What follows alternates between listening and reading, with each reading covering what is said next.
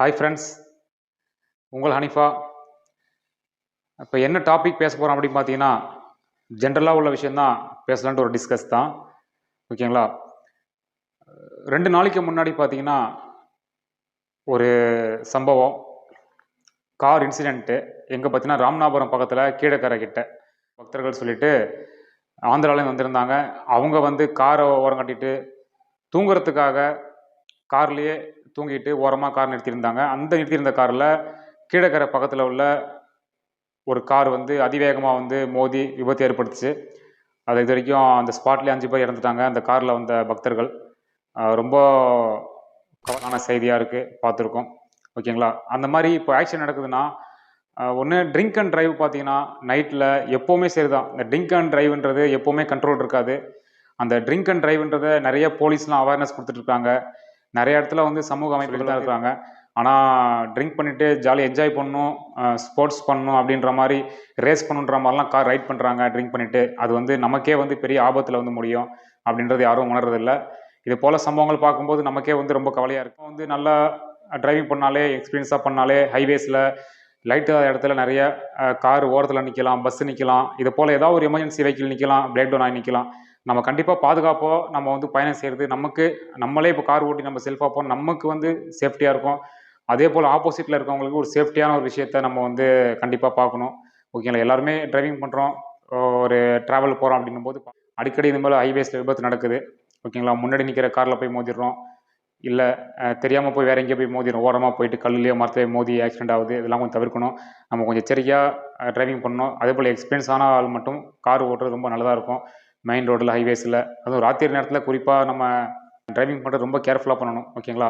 இப்போ அடுத்தது இன்னொரு விஷயம் பார்த்தீங்கன்னா, ஜென்ரலாக நடிகர் விஜய் டிவிக்கு ஒரு சில விஷயங்கள் வந்து அரசியலை தீவிரமாக மறுபடியும் இறங்கியிருக்காரு அப்படின்ற மாதிரி, கரூர் இன்சிடென்ட்டுக்கு அப்புறம் அப்படின்ற மாதிரி போயிட்டுருக்கு.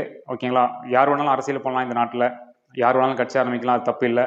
ஆனால் ஒரு மிகப்பெரிய துயர சம்பவம் நடந்ததுக்கப்புறம் மறுபடியும் வந்து நாடு ஃபுல்லாகவும் இருக்கக்கூடிய மாநிலங்களில் அரசு அதிகாரிகளும் தலைவர்களும் என்ன விரும்புவாங்கன்னா, இது போல் ஒரு சம்பவம் நடக்கக்கூடாது அப்படின்ற மாதிரி தான் இன்றைக்கி எல்லாமே நோக்கி போயிட்டுருப்பாங்க.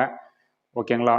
அப்படின்னும்போது ஒரு பாண்டிச்சேரியில் வந்து நடிகர் விஜய் அவர்கள் வந்து பர்மிஷன் கேட்டதாகவும் ரோட் ஷோ நடத்துறதுக்கு, அது வந்து பாண்டிச்சேரியில் இருக்கக்கூடிய முதல்வர் ரங்கசாமி ஆட்சி நடந்துகிட்ருக்கு. ஓகேங்களா? அரசு அதிகாரிகள் வந்து இந்த ரோட் ஷோவுக்கு வந்து நடிகர் விஜய்க்கு டிவிக்காவுக்கு வந்து அனுமதி இல்லை அப்படின்ற மாதிரி மறுப்பு தெரிவிச்சிருக்காங்க. மேற்கொண்டு கேட்டதாக வந்து கொடுத்துருக்காங்க அப்படின்ற மாதிரிலாம் செய்திகள் வந்துட்டுருக்கு. அதாவது ஒரு பொதுவாக இன்றைக்கி பார்க்கணும் பார்த்தீங்கன்னா, யாரையும் வந்து இதில் குறிப்பிட முடியாத ஒரு சம்பவம் எதிர்பாராமல் நடந்து போச்சு. யார் மேலேயும் குற்றம் சொல்கிற மாதிரி இன்றைக்கி பேசுகிறதுக்கு ஒன்றும் இல்லை. ஆனால் இது போல் மறுபடியும் ஒரு துயர சம்பவம் நடக்காமல் இருக்கிறது நம்ம தடுக்க முடியும். அரசு அதிகாரிகளும் சரி, ஆட்சி இருக்கக்கூடிய தலைவர்களும் சரி அப்படின்ற மாதிரி ஒரு நோக்கம் போயிட்டுருக்கு. பொதுவாக நம்ம இன்றைக்கி பேசக்கூடிய விஷயம் பார்த்தீங்கன்னா, எல்லாருமே விரும்பக்கூடிய விஷயம், இது போல் ஒரு 41 பேர் இறந்து போனாங்க, குழந்தைங்கள்லாம் சேர்த்து அப்படின்னும் போது அது தாங்க முடியாத துயரமாக, நாடு அளவில் பெரிய ஒரு துயரமான சம்பவம். இன்னும் அதை மறக்க முடியல. அதை நினச்சாலே ரொம்ப ரொம்ப மனசுலாம் வலிக்குது.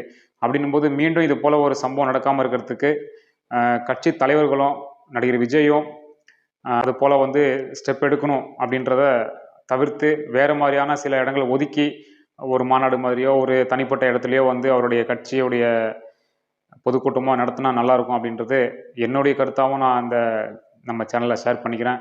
அதே போல் மக்கள் விரும்பக்கூடிய கருத்தாகவும் இருக்குது சமூக ஆர்வலர்கள்லாம். அதனால் இந்த கருத்தில் கொண்டு சில விஷயங்களை வந்து பாதுகாப்புக்காக மக்களுடைய நலன் கருதி இது போல் சில விஷயங்களை வந்து பார்த்து செய்யணும் அப்படின்றது நம்ம இந்த சேனலில் நான் பேசிக்கிறேன். இது போல் விஷயங்கள் வந்து நம்ம மீண்டும் தொடர்ந்து பேசுவோம். கண்டிப்பாக உங்களுடைய ஆதரவு தேவை. ஒரு இன்ஃபர்மேட்டிவாகவும் ஒரு ஹைலைட் பண்ணக்கூடிய ட்ரெண்டிங்கான ஒரு விஷயம், அது நிறைய பேர் தெரிஞ்சிருக்கலாம், தெரியாமல் போகலாம். அந்த டைமில் அந்த இன்ஃபர்மேஷன் கலெக்ட் பண்ணி ஒரு மக்களுக்கு ஒரு தகவலாக கொடுத்தா அது நிறைய பேருக்கு தெரியும் அப்படின்ற மாதிரி, அதில் சில அவேர்னஸ் கொடுக்குற மாதிரியும் நம்ம இந்த வீடியோஸ்லாம் போட்டிருக்கோம். கண்டிப்பாக உங்களுடைய சப்போர்ட், வியூவர்ஸோடைய சப்போர்ட் தேவை. சப்போர்ட் பண்ணுங்கள். நன்றி. இது போல் நல்ல தகவலை நம்ம கண்டிப்பாக சேனலில் போடுவோம். கண்டிப்பாக சப்ஸ்கிரைப் பண்ணி ஆதரவு கொடுங்க. நன்றி.